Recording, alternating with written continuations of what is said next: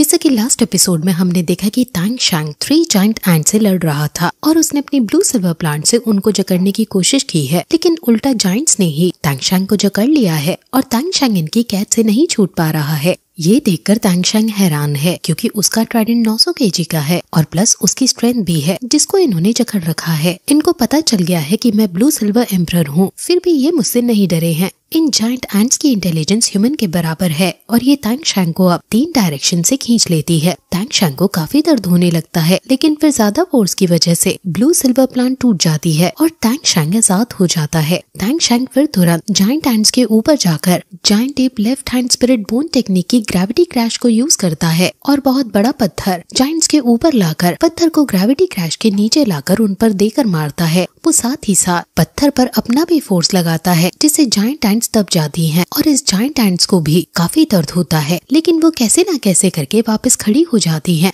तांग शैंग हवा में है इसलिए वो तांग शैंग के ऊपर पत्थर फेंकने लगती है। कई सारे पत्थर चट्टानें तांग शैंग के ऊपर आकर गिरने लगती हैं और जमीन भी पूरे तरीके से शेक कर रही है। तांग शैंग भागकर इन पत्थरों से बचने की कोशिश करता है और जो पत्थर आसमान से ऊपर आ रहे हैं उनको वो अपने ट्राइडेंट से काट रहा है। तांग शैंग को काफी मुसीबत का सामना करना पड़ रहा है क्योंकि साथ ही साथ उसे एंट से भी डॉज करना पड़ रहा है और उसको काफी पसीने आने लगते हैं। तांग शैंग उड़कर वहाँ से डॉज करने की कोशिश करता है, लेकिन एंट्स के पास भी पंख हैं, इसलिए वो भी उड़कर तांग शैंग के पीछे हैं। तांग शैंग को इनके साथ डील करना बहुत ज्यादा मुश्किल पड़ रहा है। अब तांग शैंग तक वो एंट्स पहुँचने ही वाली थी कि तभी एक चट्टान तांग शैंग के पीछे आ जाती है और इन एंट से टकरा जाती है, जिससे तांग शैंग बाल बाल बचता है। तांग शैंग अब पत्थरों पर पैर रखकर ऊपर तक जाने की कोशिश करता है ताकि उसको एक अपर हैंड मिल सके, लेकिन नीचे खड़ी एंट्स अब तांग शैंग पर पेड़ और पत्थर फेंकने लगती हैं। तांग शैंग के ऊपर जाकर उस पर चढ़कर अपनी 4 स्पिरिट टेक्निक जिसका नाम ब्लू सिल्वर थॉर्न फॉर्मेशन है उसका यूज करता है और वहाँ ब्लॉकेज क्रिएट करके पत्थरों को रोकता है, लेकिन जायंट एंट्स एम्परर की स्ट्रेंथ बहुत ज्यादा है जिस वजह से पत्थर रुकने का नाम ही नहीं ले रहे हैं और वो तांग शैंग की ब्लॉकेज को भी तोड़ रहे हैं। इसलिए तांग शैंग को फिर से फिजिकली उनसे डॉज करना पड़ता है और अब वो demonic left leg spirit bone technique जिसका नाम व्हील टाइगर टीथ है उसका यूज करता है और सभी पत्थरों को अपना यह अटैक देकर मारता है, जिससे पत्थर चकनाचूर होकर नीचे गिरते जाते हैं। लेकिन तभी पीछे से एक एंट तांग शैंग पर हमला कर देती है और तांग शैंग समझ जाता है कि पत्थर मारना तो इनकी बस एक चाल थी, इनका प्लान ये स्नीक अटैक करना था।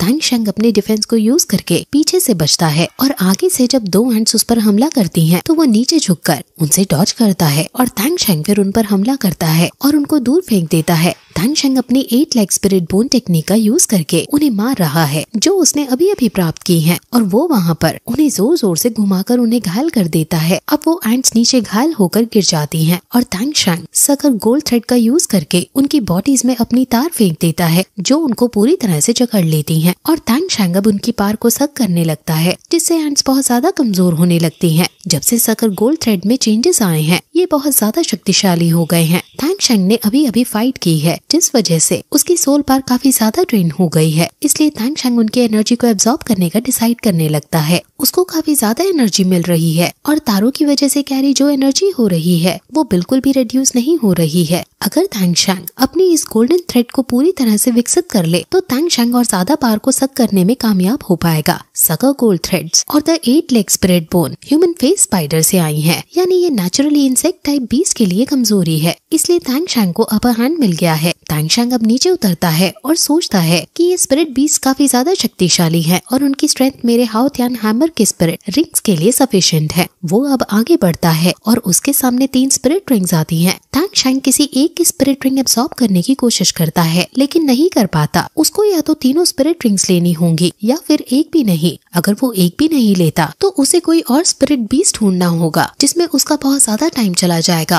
और अगर वो तीनों स्पिरिट रिंग को एक साथ एब्सॉर्ब करता है तो ये बहुत रिस्क वाला काम है। अभी तक किसी भी स्पिरिट मास्टर ने 3 स्पिरिट रिंग एक साथ ऐड नहीं की हैं, लेकिन तांग शैंग के पास और टाइम भी नहीं है कि वो 50,000 साल से पुराने बीस्ट को ढूंढ सके और उसे हरा सके, इसलिए यही तांग शैंग के हैमर के लिए बेस्ट चॉइस है। इसलिए वो मेडिटेट करने बैठ जाता है और इन तीनों स्पिरिट रिंग्स को एक साथ एब्सॉर्ब करने लगता है। अब वो याद करता है कि जब वो छोटा था तब ग्रैंड मास्टर ने पूछा था कि क्या तुम्हें गार्डियन स्पिरिट्स के बारे में पता है, जिस पर तांग शैंग बताता है कि गार्डियन स्पिरिट्स हमारी बॉडी का पार्ट होती है। मैंने हमेशा फील किया है कि मेरी गार्डियन स्पिरिट मेरे बहुत क्लोज है, हम कोई जुड़वा ही हो। ग्रैंड मास्टर कहते हैं कि मैं आश्चर्यचकित हूँ कि तुम इस उम्र में ही ये सब सोच पा रहे हो। हमारी बॉडी और हमारी गार्डियन स्पिरिट एक मायने में ट्विंस ही होती हैं। गार्डियन स्पिरिट को कल्टीवेट करना बॉडी पर ध्यान लगाते हुए तो ये चीज दोनों को ही ग्रो करती है। तांग शैंग अपने स्पिरिचुअल रियलम में पहुंच जाता है और वहाँ जो दिक्कत उसे 3 स्पिरिट रिंग एब्सॉर्ब करने में हो रही है वो फिजिकली महसूस कर पा रहा है। उसके सामने कई सारे चक्रा यानी राउंड ब्लेड्स उस पर हमला कर रहे हैं और तांग शैंग ज़ुआन दुआन मूव से उनसे बचने की कोशिश करता है, लेकिन उसकी ये ट्रिक यहाँ काम नहीं आती और उसको चक्रा से चोट लग जाती है।